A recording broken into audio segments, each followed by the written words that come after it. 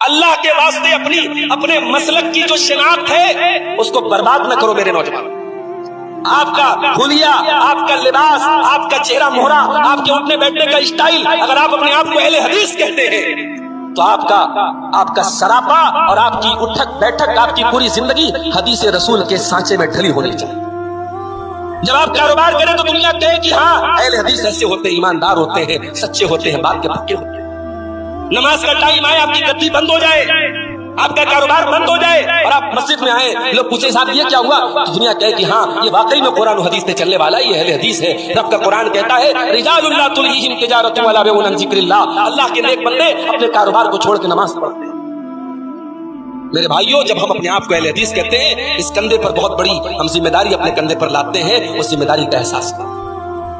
Programme میں آ جانا اور علماء کی تقریر سن لینا یہ اہل حدیثیت نہیں ہے. اپنی زندگی، اپنے پیارے نبی کی سیرت اٹھاؤ میرے بھائیوں، وہ منظر یاد کرو، ہجرت کی رات کا وہ منظر، ہجرت کے موقع کا وہ منظر جب اللہ کے پیارے نبی صلی اللہ علیہ وسلم اپنے یار غار کے ساتھ غار ثور میں تھے اور دشمن بالکل غار ثور کے قریب پہنچ چکا تھا. اور حضرت ابوبکر صدیق نے بڑے خوف بھرے لہجے میں کہا تھا کہ اے اللہ کے نبی، لو نظر احدہم تحت قدمیہ لابصرنا، اگر انہوں نے ذرا سا نیچے دیکھ لیا تو ہم پکڑ لیے جائیں گے. بڑا نازک وقت تھا. اللہ کے رسول کو زندگی کی حالت میں یا وفات کی حالت میں پکڑنے کے لیے مشرکین بے تاب تھے. اس نازک گھڑی میں اللہ کے نبی نے کیا کہا تھا؟ قرآن بیان کرتا ہے اذ یقول لصاحبہ لا تحزن ان اللہ معنا.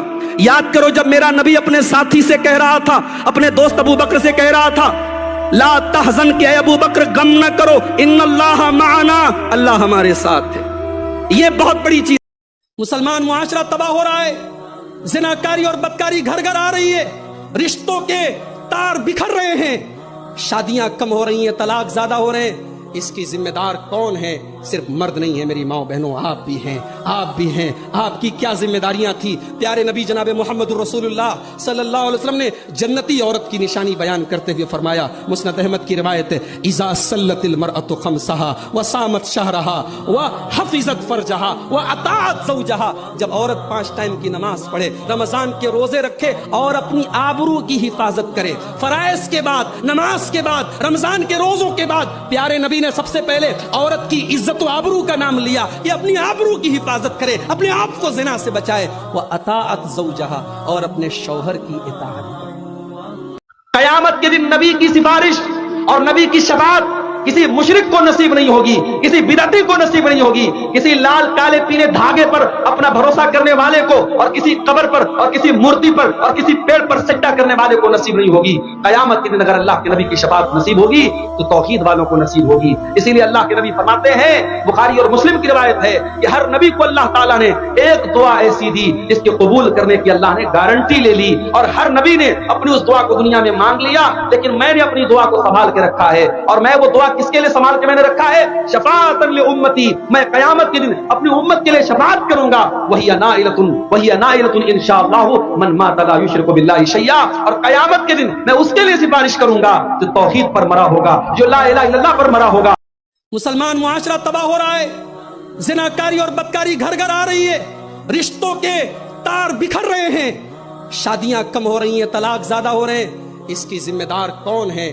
صرف مرد نہیں ہے میری ماں بہنوں، آپ بھی ہیں، آپ بھی ہیں. آپ کی کیا ذمہ داریاں تھی؟ پیارے نبی جناب محمد رسول اللہ صلی اللہ علیہ وسلم نے جنتی عورت کی نشانی بیان کرتے ہوئے فرمایا، مسند احمد کی روایت ہے، اذا صلت المرأة خمسہا وصامت شہرہا وحفظت فرجہا واطاعت زوجہا. جب عورت 5 ٹائم کی نماز پڑھے، رمضان کے روزے رکھے اور اپنی آبرو کی حفاظت کرے، فرائض کے بعد، نماز کے بعد، رمضان کے روزوں کے بعد پیارے نبی نے سب سے پہلے عورت کی عزت و آبرو کا نام لیا کہ اپنی آبرو کی حفاظت کرے، اپنے آپ کو زنا سے بچائے. وَأَطَاعَتْ زَوْجَهَا، اور اپنے شوہر کی اطاعت کرے. بڑے افسوس کے ساتھ کہنا پڑتا ہے، میرے پاس بمبئی کے بعض علماء کے میسیجز آتے ہیں کہ یہاں کئی ایسے کیس آئے، شادی ہوئی 3-4 دن کے بعد طلاق ہو گئی، لڑکی عورت شادی کے بعد ماننا نہیں چاہتی ہے، منوانا چاہتی ہے. میری ماں و بہنوں، یہ جو میاں بیوی کا رشتہ ہے یہ کچھ مان کے اور کچھ منوا کے چلتا ہے.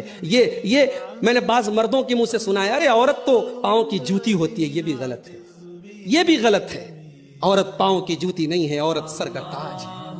अपने प्यारे नबी की सीरत उठाओ मेरे भाइयों, वो मंजर याद करो, हिजरत की रात का वो मंजर, हिजरत के मौके का वो मंजर जब अल्लाह के प्यारे नबी सल्लल्लाहु अलैहि वसल्लम अपने यारे गार के साथ गारे सौर में थे और दुश्मन बिल्कुल गारे सौर के करीब पहुंच चुका था। और हजरत अबू बकर सिद्दीक ने बड़े खौफ भरे लहजे में कहा था कि ऐ अल्लाह के नबी, लौ नजर अहदुहुम तहत क़दमैहि लअबसरना, अगर उन्होंने जरा सा नीचे देख लिया तो हम पकड़ लिए जाएंगे। बड़ा नाजुक वक्त था, अल्लाह के रसूल को जिंदगी की हालत में या वफात की हालत में पकड़ने के लिए मुशरिकीन बेताब थे। उस नाजुक घड़ी में अल्लाह के नबी ने क्या कहा था, कुरान बयान करता है, इज़ यक़ूलु लिसाहिबिही ला तहज़न इन्नल्लाह मअना। याद करो जब मेरा नबी अपने साथी से कह रहा था, अपने दोस्त अबू बकर से कह रहा था, ला तहज़न के अबू बकर गम न करो, इन्नल्लाह मअना, अल्लाह हमारे साथ है। ये बहुत बड़ी चीज है एक मोमिन के लिए मेरे भाई। एक मोमिन का दिल जब इस एहसास से लबरेज होता है अल्लाह हमारे साथ है, वो मोमिन को कभी बिखरने नहीं देता। कयामत के दिन नबी की सिफारिश और नबी की शफाअत किसी मुशरिक को नसीब नहीं होगी, किसी बिदअती को नसीब नहीं होगी, किसी लाल काले पीले धागे पर अपना भरोसा करने वाले को और किसी कब्र पर और किसी मूर्ति पर और किसी पेड़ पर सजदा करने वाले को नसीब नहीं होगी।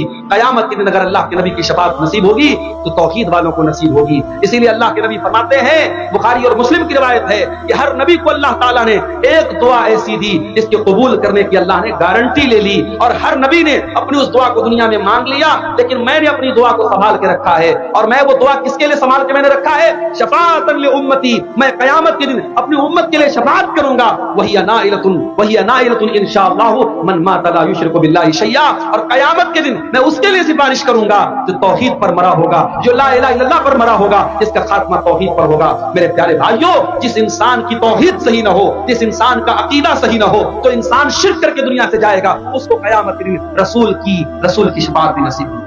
अल्लाह के वास्ते अपने मसलक की जो शिनाख्त है उसको बर्बाद न करो मेरे नौजवान।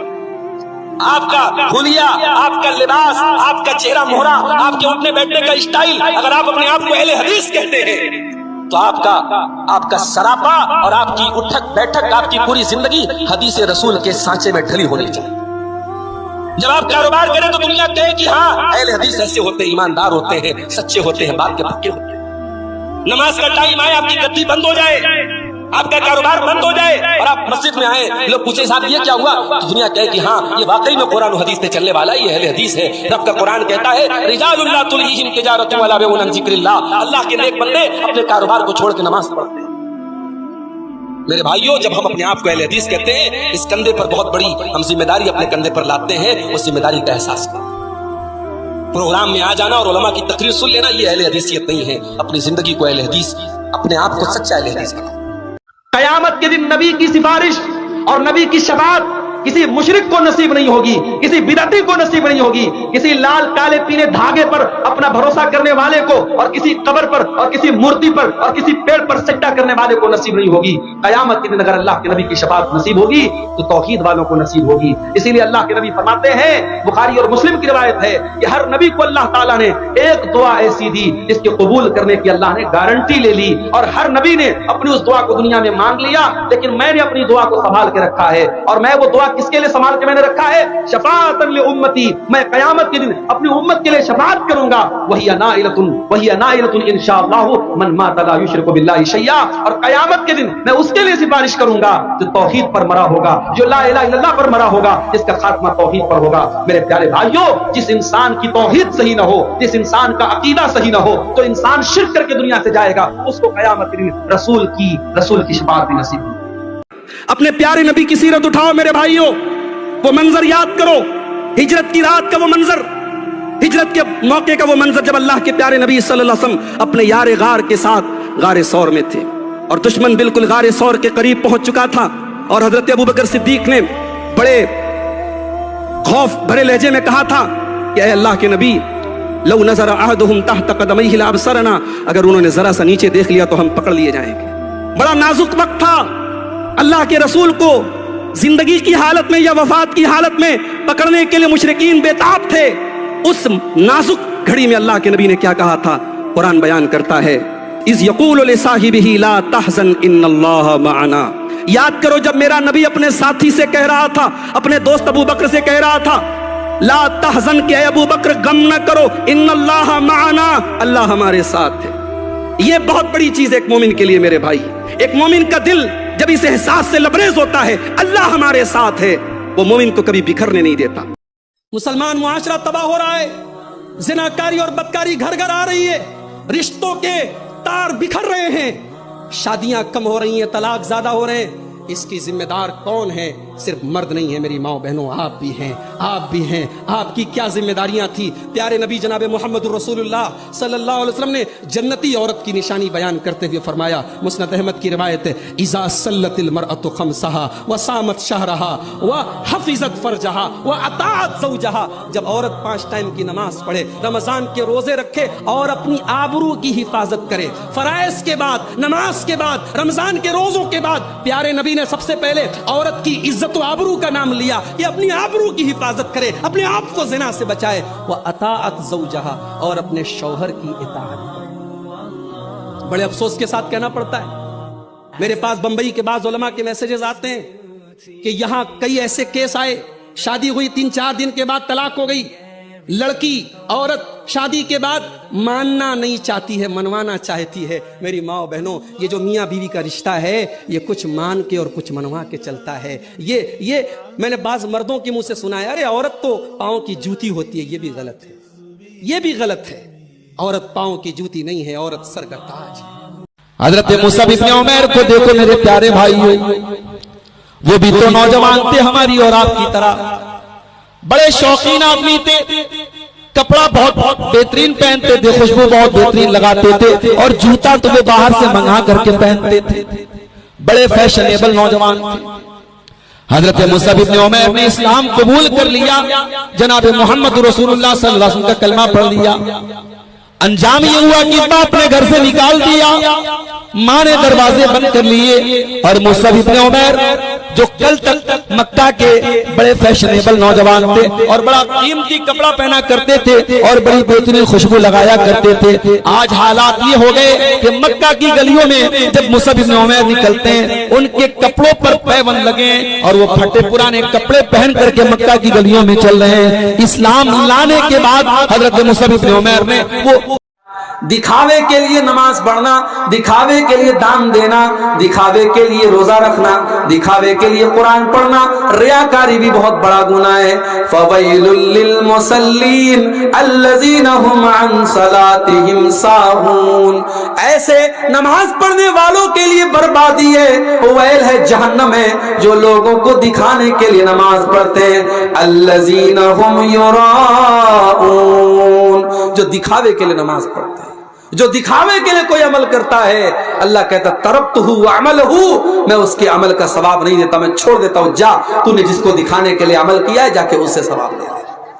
इसी तरीके से मेरी प्यारी माँ बहनों, एक दो बातें और बयान करके बात खत्म करता हूं। औरत का बेपर्दगी करना, औरत का बेहुदा कपड़े पहन करके निकलना, औरत का ऐसे कपड़े पहन करके घर के बाहर निकलना जिससे उसके शरीर का अंग नजर आता हो, उसका